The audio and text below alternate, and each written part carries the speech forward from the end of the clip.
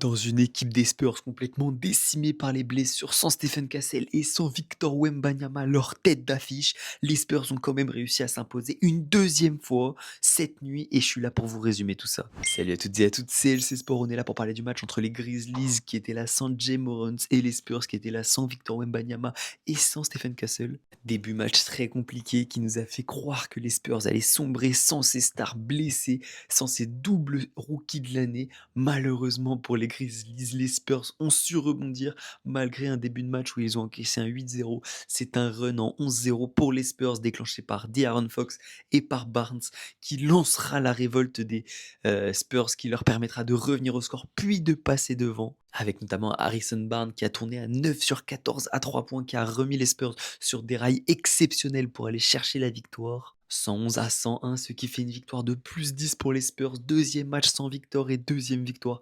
Ça fait du bien de voir qu'ils arrivent à continuer sur leur bonne série malgré l'absence de leur team, de leur franchise player. Maintenant, on va voir s'ils sont capables de tenir sur la durée sans Victor qui devrait être absent 2 semaines à 3 semaines. En tout cas, n'hésitez pas à me dire ce que vous avez pensé du match en commentaire. Moi, j'attends vos avis. C'était LC Sport.